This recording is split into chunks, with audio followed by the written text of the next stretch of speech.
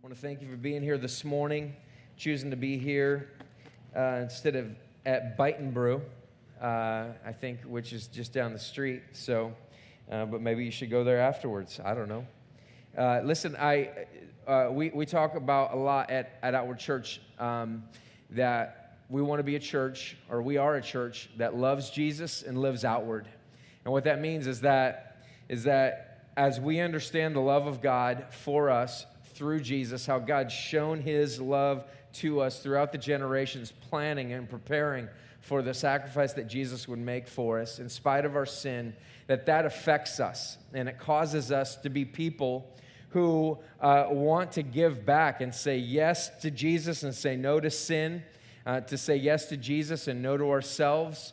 And so we are a church that loves Jesus, and as a result, we live outward. And living outward means it's just simply this. We're not going to live inward. We're not going to do things just for us. We're not going to do things just because we want to do them or what have you. But we want to be a church that is not self-centered, but is other-centered. It's outward-centered.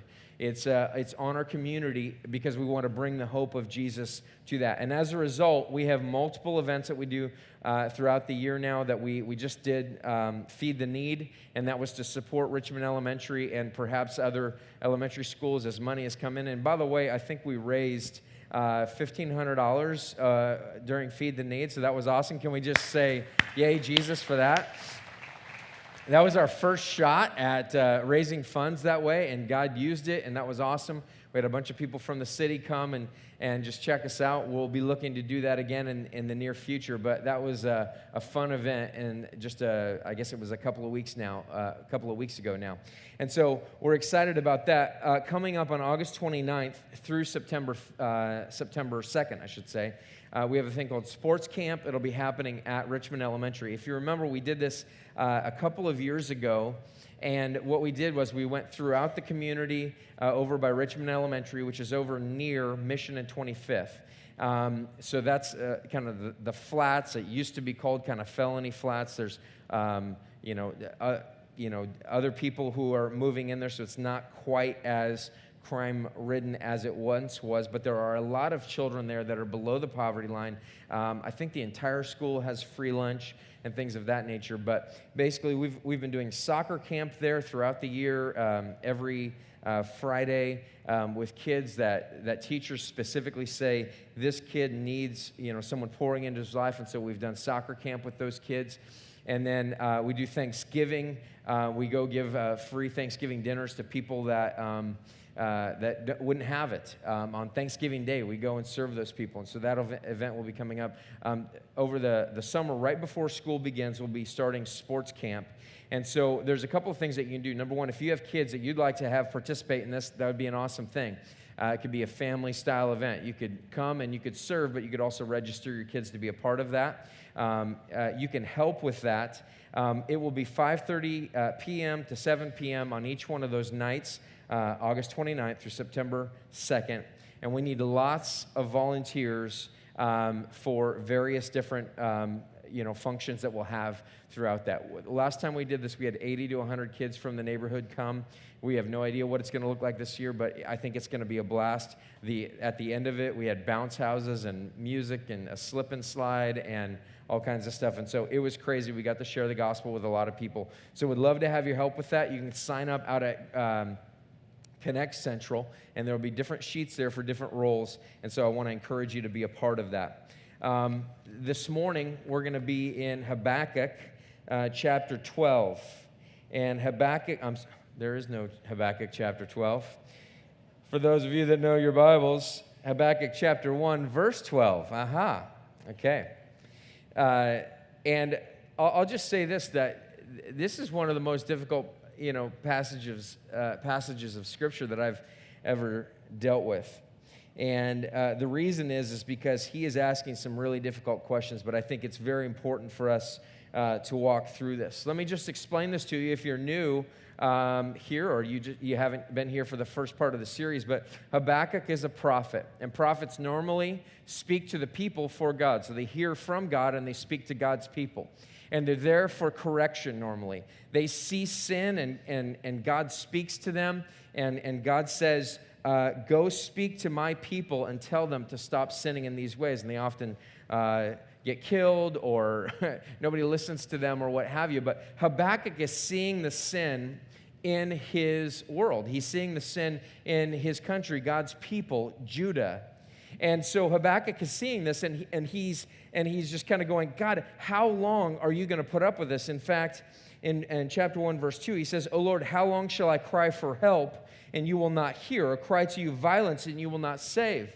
And so what we've been kind of walking this fine line, just saying, like, here we are in our country, and we see all kinds of violence, and we see all kinds of sin that's going on around us, and we see what's taking place. And in a way, we could be saying to God as well, God, how long are you going to allow this to take place? How long are you going to allow these things to happen? But Habakkuk is kind of in this same situation, and he's saying, God, why are you putting up with this?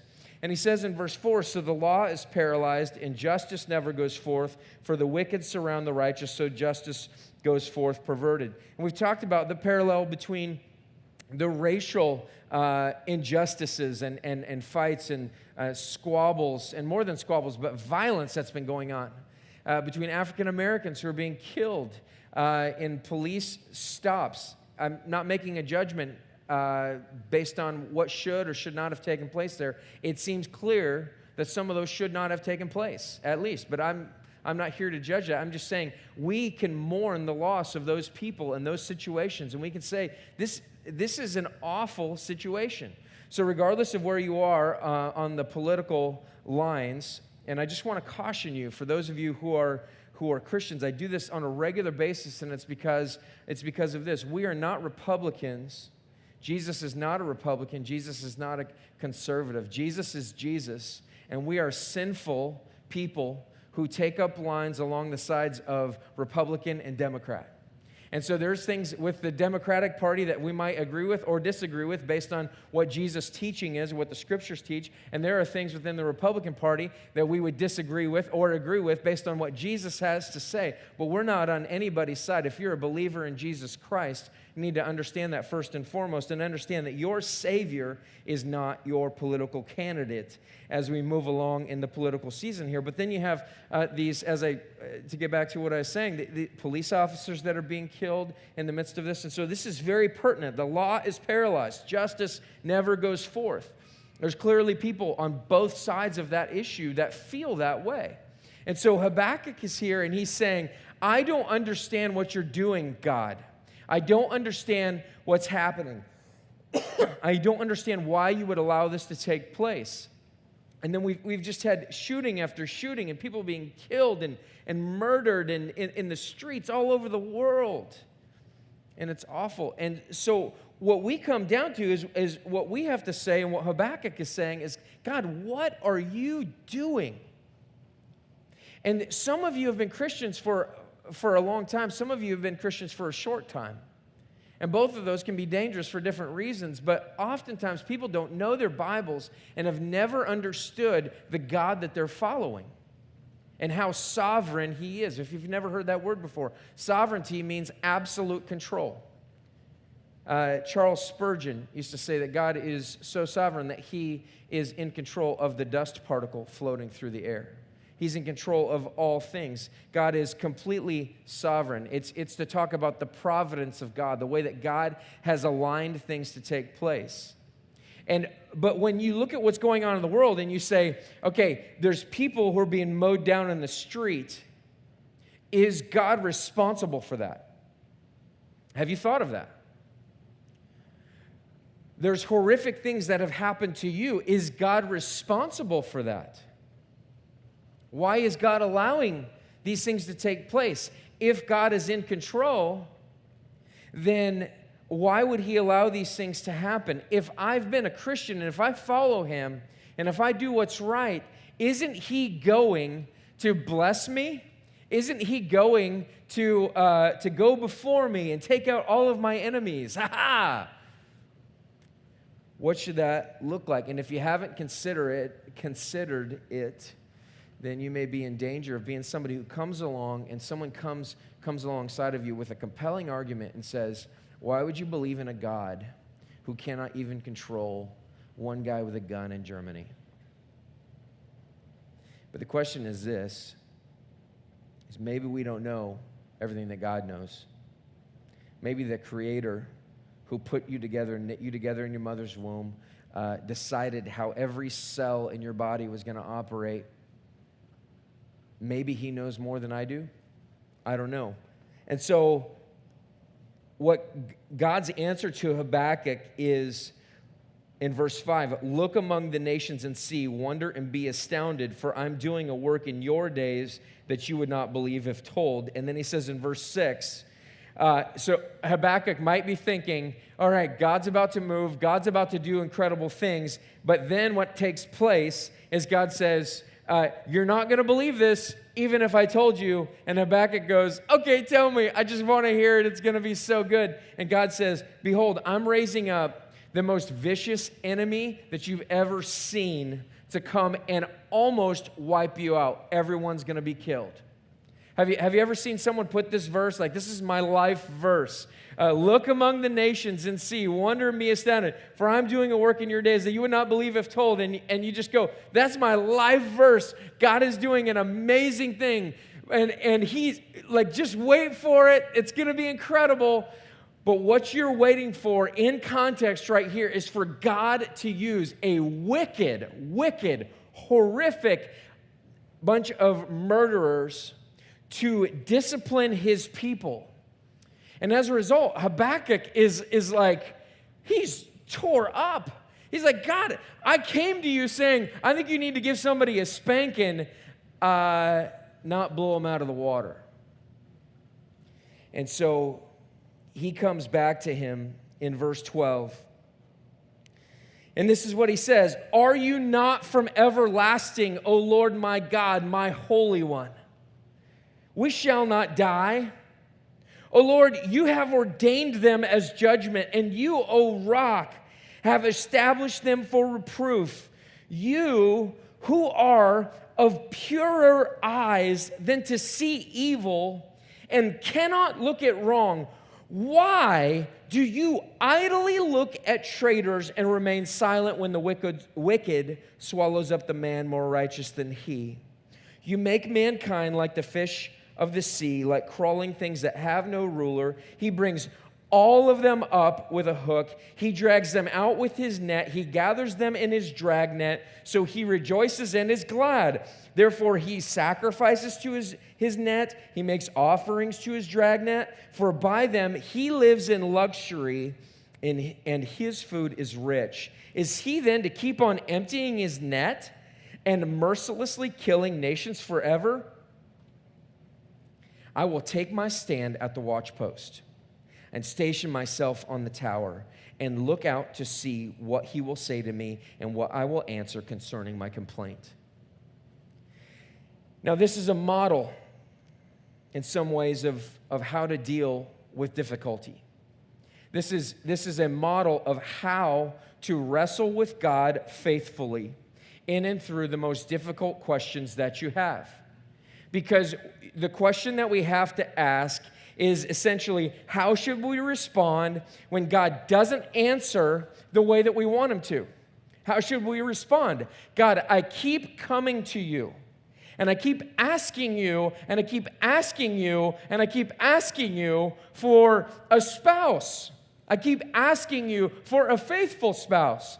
I keep asking you for a child. I keep asking you for a job. I keep asking you, and God, not only did I not get a better job, but I got fired from that job.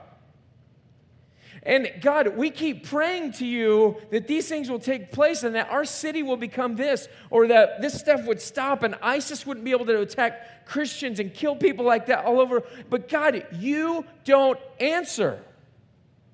And what are you going to say when somebody who's very compelling, normally a former Christian, who comes to you and says, oh yeah, I used to believe that too, but then I realized that there is no God because of this. How can a sovereign God and a good God allow horrific things to take place? I don't even want to mention, they are unmentionables. They're the sins, the disgusting things that take place in our world that we look at and just say, how is God sovereign? and yet he's allowing these things to take place. How is God allowing these things to happen? Why would God do this? And so you need an answer. But Habakkuk displays faithful wrestling with God. How do you faithfully wrestle with God? First of all, note this. Habakkuk is not just in some isolated corner crying in his beer, talking to a bunch of friends who don't know and love God. He's speaking directly to God. He's talking to him and he's saying, "Are you not from everlasting, O Lord my God, my Holy One? Are you not?" And what he's evoking right here is a verse like Deuteronomy chapter 3, verse 27, which says, "The eternal God is your dwelling place, and underneath are the everlasting arms. And he thrust out the enemy before you and said, 'Destroy.'" And what he's saying is this everlasting God that's done all of these amazing things, and he's gone through the world with his people, and he's thrust out this enemy, and he said, "Destroy them." And he's like, where's that God? Where's that everlasting God? Where's the one that's existed forever? There's never been a time when God did not exist. Where is the everlasting God? Chris Rock used to have this joke that talked about the psychic network. I don't know if you remember the psychic network at all, but late at night, Dionne Warwick, who sounds like she smoked 1,000 cigarettes right before she filmed this commercial. And she's like, you should call us and we'll give you I don't know why they chose her to talk about, we'll tell you your future, or something like that. And so there was this commercial and you could call in and they would tell you your fortune. But then one day, they went bankrupt. And so Chris Rock would say, "So the psychic network went bankrupt.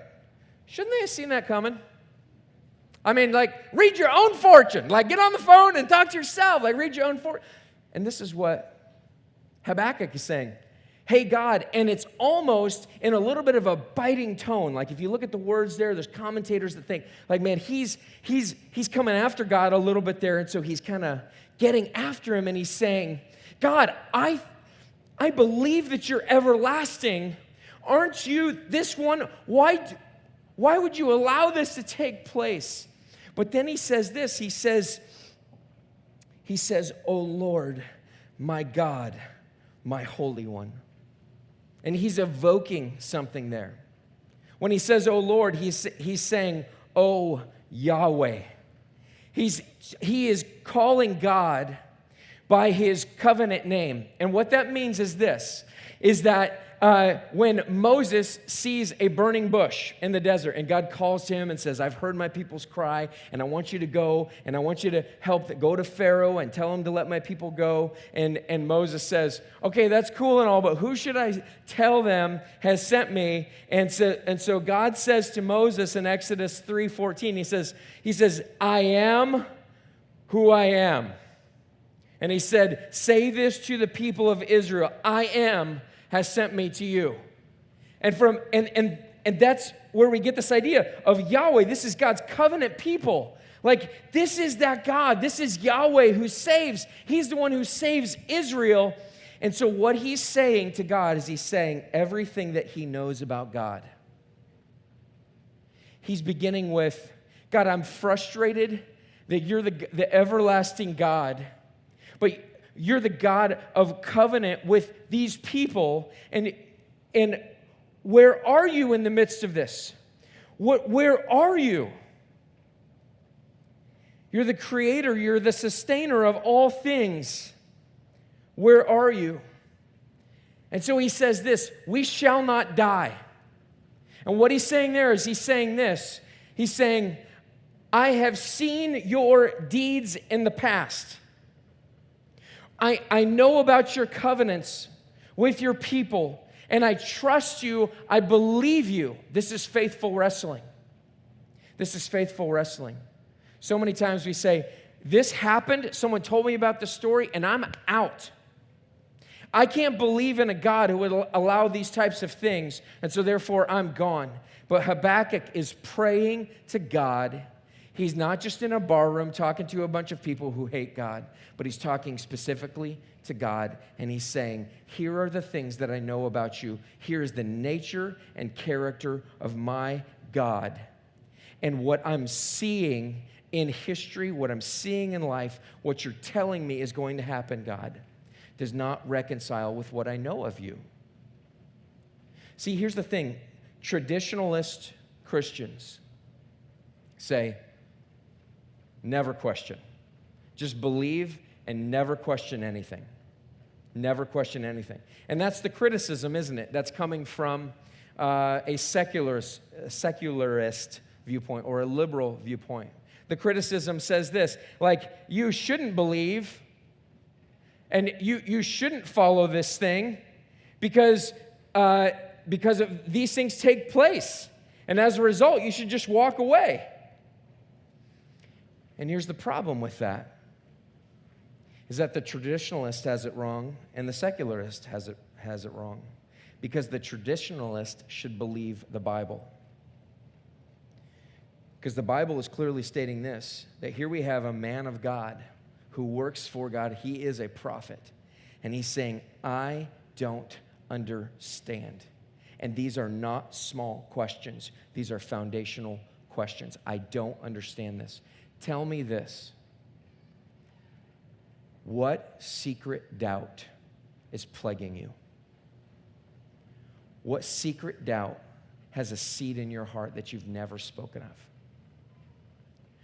What level of discomfort have you had with God saying, I don't understand this, but I know as a Christian that I shouldn't question this? But have you seen our boy Habakkuk here as he's walking through this? God is a personal God. God is able to be questioned. He does not need to be protected. And so Habakkuk does what's right. And he says, we shall not die. And he affirms this, that God will preserve them somehow in and through what the Babylonians, i.e. the Chaldeans, are going to do, which is almost virtually wipe them out. And so he says then, O Lord, you have ordained them as judgment, and you, O rock, have established them for reproof. What Habakkuk just said there is he said, I don't agree with what you're doing. I don't like it.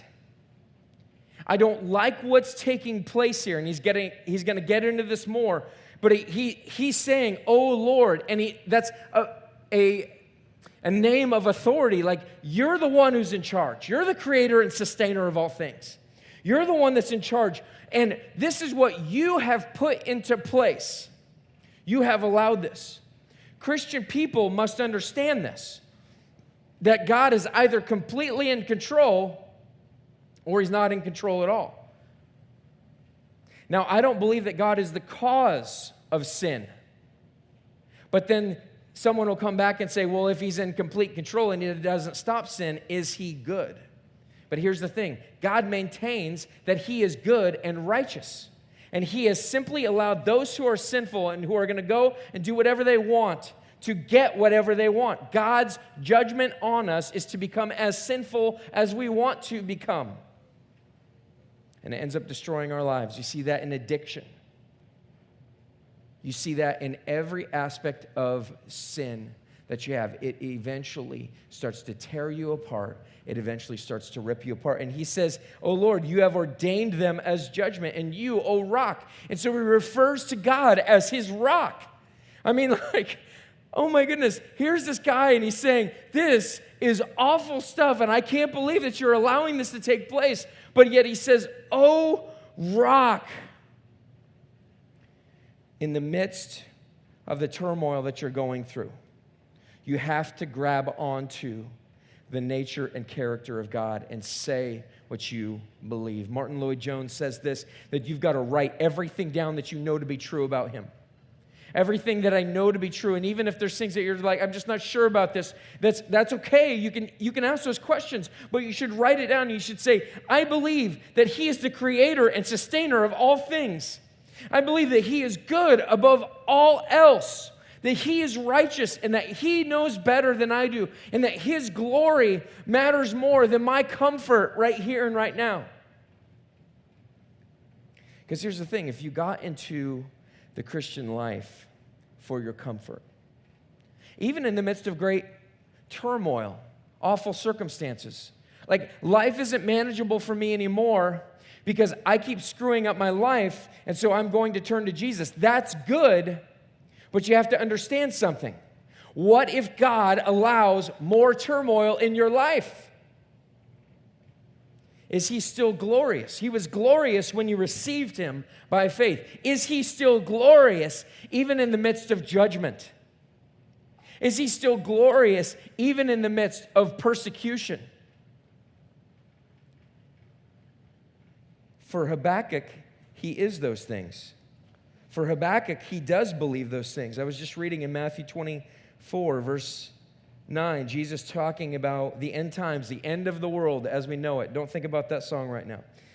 I feel fine. But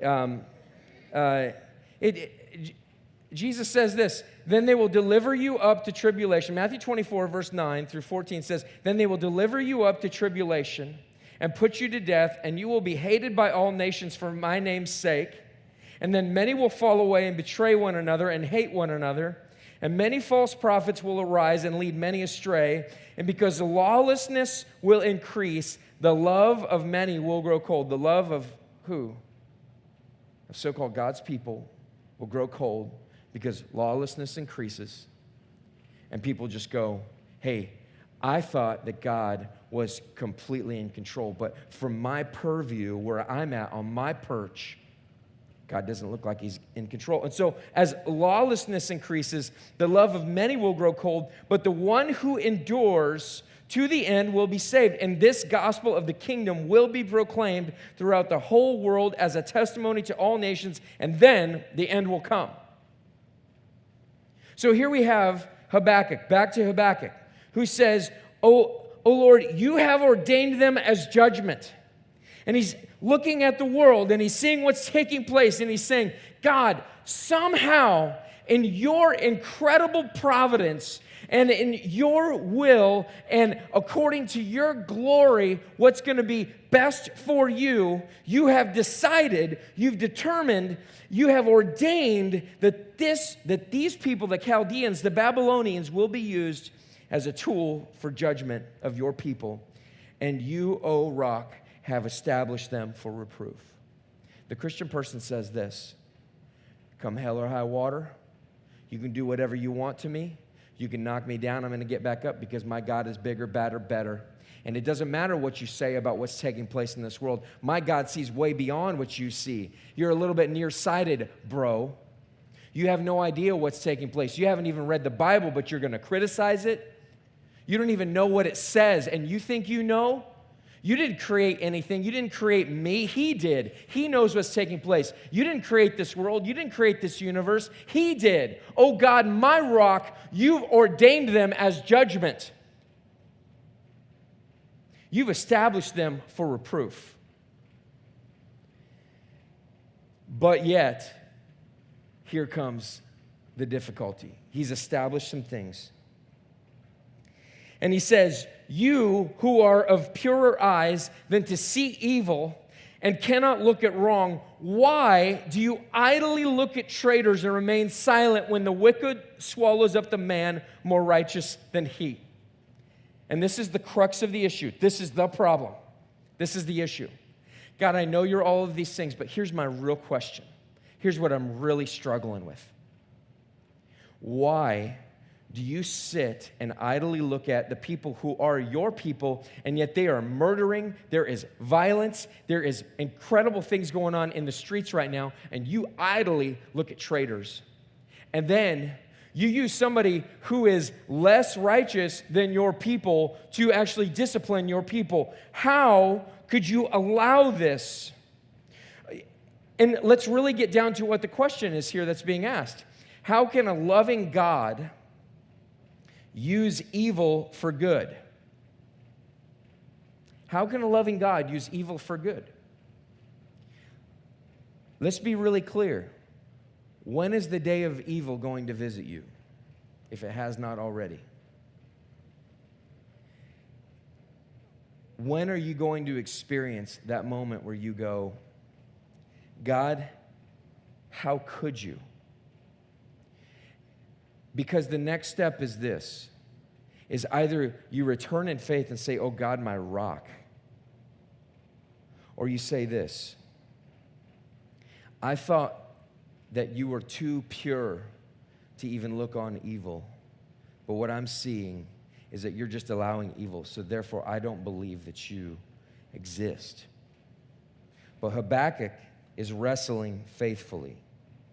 He's wrestling faithfully. Verse 14 says this, you make mankind like the fish of the sea, like crawling things that have no ruler. And he's essentially talking about people who are helpless. There's no one to help them. There's no ruler. He's talking about his people. He's talking about other people that the Babylonians are going to conquer. Verse 15, he brings all of them up with a hook. He drags them out with his net. He gathers them in his drag net. So he rejoices and is glad. And he's saying, here these people are. They have their tools of war.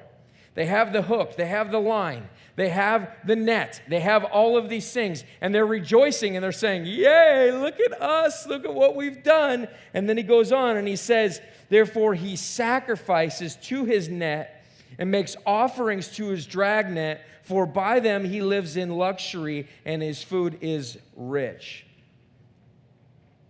Is he then to keep on emptying his net and mercilessly killing nations forever? God, what are you doing in the midst of this? Here's a guy who he uses these tools to catch the fish in the sea, the people that you've made, your creation. They're destroying the image of God. And then when they get done, instead of recognizing that there is a God who is sovereign over all things, that's even allowed them to do these things, to have the success, to have the luxury or perceived success, to get rich, and you just allow them to do this, and then they sacrifice to their nets, and they worship the tools that they used instead of the God that allowed them to do this in the first place. God, how could you do that? How could you allow somebody to do this?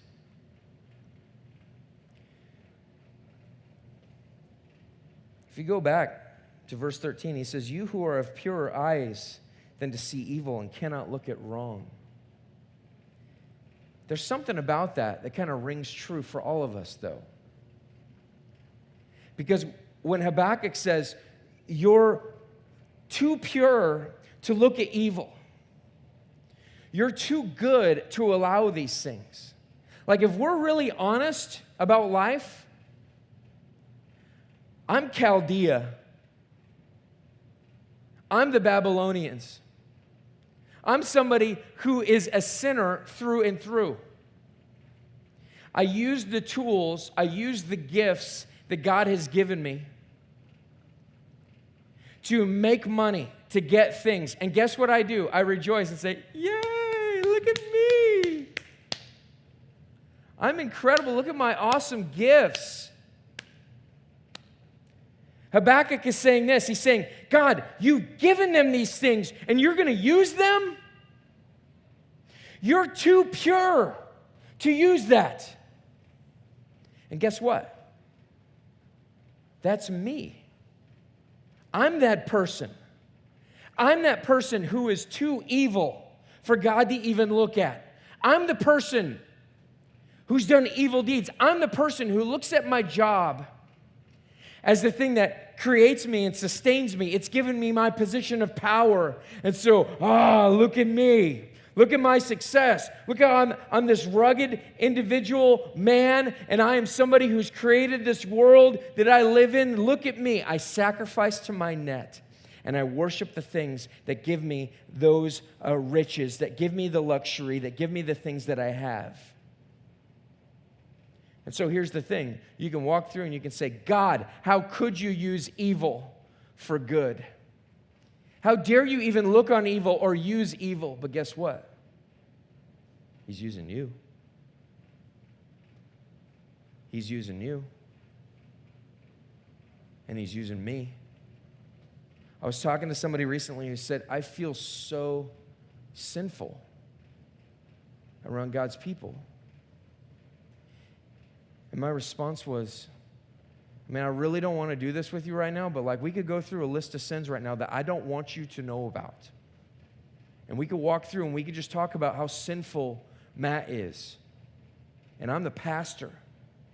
And we could talk about, hopefully I'm not walking in sin, but we could talk about each one of us. And each one of us, if we sat in a group, like we were at an AA meeting and we were really honest about what's taking place. I went to an AA meeting many years ago with somebody I know, and I sat on the beach and I listened to people talk in openness about what was going on in their life. And for so long, Christian people have said, I'm in church, and I just hope nobody finds out about me, and I hope nobody finds out about what's taking place in my life. But here's the problem. That's not what the church is. That's not what the church is.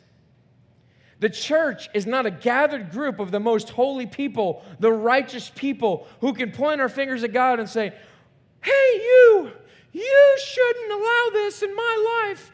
Because here I am, I'm this, I can't talk in that voice that long, but it gets awkward a little bit. But I sound like that Pinocchio commercial. When I look at this room, I see. And his nose grows a little bit. So anyway, where was I? It's not like we're a righteous person who gets to point our finger at God and say, hey, God, you shouldn't. Hey, God, you shouldn't. Hey, God, you shouldn't. What is that doing? What's it saying? It's saying this, God, I know better than you. My viewpoint over life and over what's taking place is better than you. It is complete arrogance, it's complete pride, and it is to say to God that you don't know what you're doing. And I am more righteous than you. But the truth about me is this. There's no one righteous. There's not even one. God can't look at me because I'm not righteous. And guess what? You aren't either. This is the bad news. Every single one of us is sinful. Every single one of us is in a position where when God looks at me, he sees sin. And I can't be with God in my sin.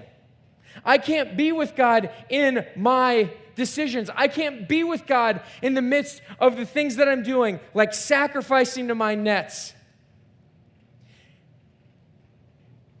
and taking credit for the things that go well in my life, my personal giftings, my status, my social position, the things that I have, the way that I am. Every single one of us is just like Babylon. And so what's the answer to that? I told you this is the crux of the issue. The answer is Jesus. Jesus is always the answer. I'll just tell you, that's the end of every sermon, right? You know this, right? Jesus is the answer to this. You who are of purer eyes than to see evil and cannot look at wrong, why do you idly look at traitors and remain silent when the wicked swallows up the man more righteous than he? That only happened one time. And it was for you on the cross with Jesus. That only happened one time. It's not happening to you because you're not more righteous than he. Because God has endured my sin and he's endured your sin. And he knew the way that I was going to live. He knew the way that I was going to screw up. He knew the things that I was going to do. And yet, he sends Jesus to the cross with complete knowledge of the fact that here I am, Matt Porter, in 2016, and all of my record of wrongs and all of the wrongs that I'm going to commit. He knows about all of those things, and yet he still died for me. So here's the thing. He's not idly looking at traitors. He's not doing nothing. He did something. And he swallowed up the man more righteous than me, Jesus on the cross. And he bled out and he died as he was crucified. And then he went to the grave. But he didn't stay in that grave. He arose from the grave. And what that did was it released us from this penalty. That God cannot look at sin. And as a result of trusting in him, what we know is this. 2 Corinthians 5:21. For our sake, he made Jesus to be sin, who knew no sin. He was perfect, so that in Jesus we might become the righteousness of God. That we might become people that God can look upon and love and care for. That's the greatest tragedy that ever took place, and God planned it from the beginning. And God has further plans for our world and for our lives. And I hope you'll come back next week as we discuss this further and answer this question. Until then, I want to encourage you. Are you wrestling faithfully? Are you faithfully praying to God and telling him, this is what I believe about you, but I have questions? Are you talking with Christian brothers and sisters about what you're struggling with? People that know God, and not reading bozos who claim to be Christians who don't believe the Bible? There's so many moronic books that you could read. Go ahead and read them, but read them with people that know the Bible. Go ahead and read them with the Bible open. Are you talking to people that know Jesus? Are you looking at other people and just saying, they are not righteous, and yet they're getting ahead in life? And God, why would you allow me to not excel? And therefore saying, God, you don't know what's best in my life. You're sitting in your arrogance and you're saying, I am a righteous person. Look to Jesus, who went to the cross for you, so that your life can change and so that you can walk through the things that you're having struggle with. Let's pray. Lord Jesus, we ask for your wisdom as we move through this passage. Lord, for those in this room that have struggled with your sovereignty and with your ability to control all things, Lord, I pray that they would take solace in the fact that you're not just sitting there just playing with us, but Lord, you have a plan and a purpose even in the midst of our suffering and the suffering in our world, that you will right every wrong that's ever taken place, that every injustice will be resolved in and through you. And so, Lord, we pray for that comfort. And God, I pray that we'd move through this book with great hope and faith in you as we continue on. It's in your name that we pray. Amen.